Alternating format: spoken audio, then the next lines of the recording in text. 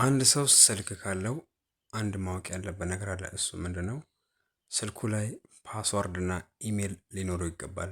ፓስወርድ እና ኢሜሉን ደግሞ በቃሉ ሊያውቃቸው ማወቅ ግዴታው ነው።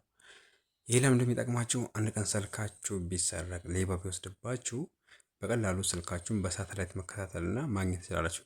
ያ የሚሆነው እንዴት ነው? ፕሌይ ስቶር ትገባላችሁ። ይሄኛውን አይ ፋይንድ ማይ ፎን የሚለውን ታወርዱታላችሁ። አፕሊኬሽን እንደምታዩት ኦልሞስት ወደ 1 ቢሊዮን ሰዎች ዳውንሎድ አድርጎ ነው ያጉት። ጥቅሙ እንደምታዩት 1 ቢሊዮን ፕላስ ይላል። ይህን አፕሊኬሽን ዳውንሎድ ካደረጋችሁ በኋላ ቀጥታ በዛ በጠፋባችሁ ኢሜል ወደ እዛ አካውንት ትገባላችሁ። ለምሳሌ እኔ ይሄኛው ህዋዌ ስልክ ጠፍቶብኛል ብዬ ባስብ በኢሜል ከገባ በኋላ እንደዚህ አድርጎ ያመጣልኛል። ከዛም ቀጥታ እንደዚህ ይገባለሁ። ስገባ ስልኬ ተሰርቆ ከሆነ ሌባ ወስዶብኝ ከሆነ ብዙ ማድረጋቸው ነገራቶች አሉ። አንደኛ በሳተላይት ስልኩ ያለበት አካባቢ የቱ ጋር እንደሆነ በደንብ ቁልጭ አድርጎ የት አካባቢ እንደሆነ ያሳየኛል። ሁለተኛ ላይ ደግሞ ስልኩ ያለበት አካባቢ በሎኬሽን ዳይሬክት ቀጥታ ከደረስኩ በኋላ ለምሳሌ እዚህ ጋር ሎኬሽን ይላል።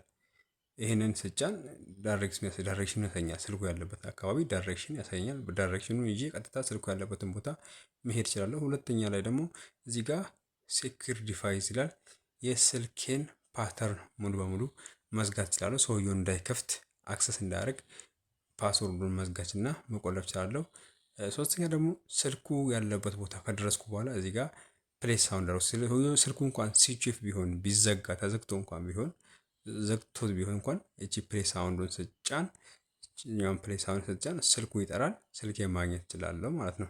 እንዲያርጋችሁ በቀላሉ ማግኘት ይችላችሁ። ለዚህ ግን የግድ ማወቅ ያለባችሁ ስልካችሁ ላይ ያለውን ኢሜል እና ፓስወርድ የግድ ማወቅ አለባችሁ። መረጃውን ከጠቀማችሁ ላይክ፣ ፎሎ እንዲሁም ሪፖስት ማድረግ አትርሱ። ሰላም ሁኑልኝ።